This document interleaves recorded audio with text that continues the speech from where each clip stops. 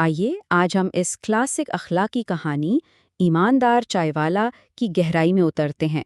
देखते हैं कि इसकी सादा सी साख्त कैसे एक बहुत ही ताकतवर पैगाम हम तक पहुंचाती है। और यहीं से कहानी का असल मसला शुरू होता है।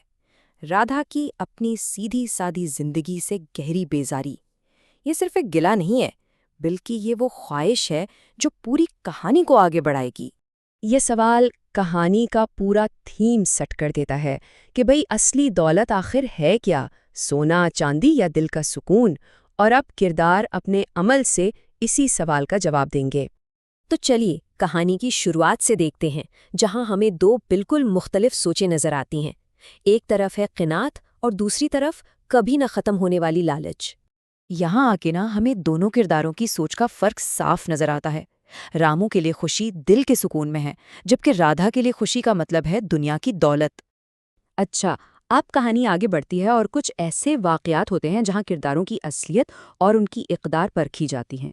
ये वो वक्त है जब लालच को पनपने का मौका मिलता है। देखें, ये जो मुलाकात है ना, ये एक चिंगारी का काम करती है। ये राधा को आने वाले लालच के लिए और भी कमज़ोर बना देती है। कमला का हार सिर्फ कोई जेवर नहीं, बल्कि राधा के लिए उसकी अपनी महरूमियों की एक तकलीफ दे याद दहानी बन जाता है। और यहाँ हमें विक्रम, जो कहानी का विलन है, उसका पूरा प्लान नजर आता है। वो कितनी चालाकी से सब कुछ करता है, एक एक कदम करके। वो राधा की कमजोरी को समझता है और उसे फंसाने के लिए एक बेहतरीन जाल बिछाता है। तो बस राधा वो फैसला कर लेती है जो कहानी का रुख बदल देता है। और इस एक कदम से वो सिर्फ जेवरात नहीं छुपा रही, बल्कि अपने शौहर से सच्चाई भी छुपा रही है। और अब हम कहानी के क्लाइमैक्स पर आ पहुंचे हैं, जहां एक गलत फैसले के नताइज बहुत तेजी से सामने आते हैं और पूरे खानदान की जिंदगी उलट कर रह जाती है। यहाँ आप देख सकते हैं कि मुकामी जमींदार के घर चोरी की वजह से रामू की दुनिया कितनी जल्दी उलट-पलट हो जाती है। वाकयात इतनी तेजी से होते हैं कि उसे कुछ समझने का मौका तक नहीं मिलता। और अपने सबसे मुश्किल वक्त में भी रामू अपनी बीवी का ही साथ देता है, जो कुर्बानी के मौजू को नुमाया करता है। हो सकता है उससे शक हो, लेकिन उसकी मोहब्बत शक पर हावी हो जाती है और वो सारा इल्जाम अपने सर ले लेता है। अब कहानी का रुख पलटता है और हम देखते हैं कि सच कैसे सामने आना शुरू होता है। कभी कभी सच को सामने लाने के लिए किसी तीसरे की नज़र की ज़रूरत पड़ती है। पूरा एक महीना रामू जेल में पड़ा रहता है, जबकि असली चोर विक्रम और राज बाहर आज़ाद घूम रहे थे। ये एक महीना नाइंसाफ़ी की एक लंबी और तकलीफदा मुद्दत को जाहिर करता है। कहानी में ट्विस्ट तब आता है जब विक्रम चोरी का माल बेचने की कोशिश करता है और एक बहुत ही समझदार जौहरी शुभराम उन जेवरात को गौर से देखता है। उसकी तेज नज़र वो चीज़ देख लेती है जो बाकी सबसे छूट गई थी।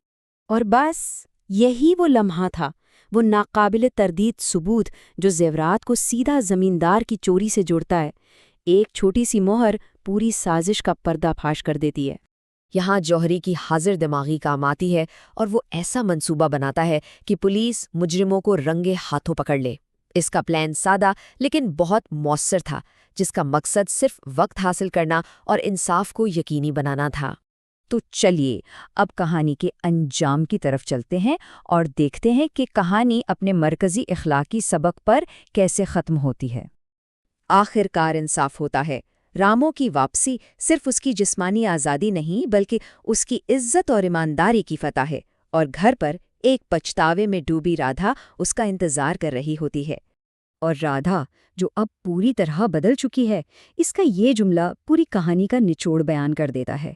अब वो समझ चुकी है कि उसकी असल दौलत उसका शौहर है, कोई सोना चांदी नहीं।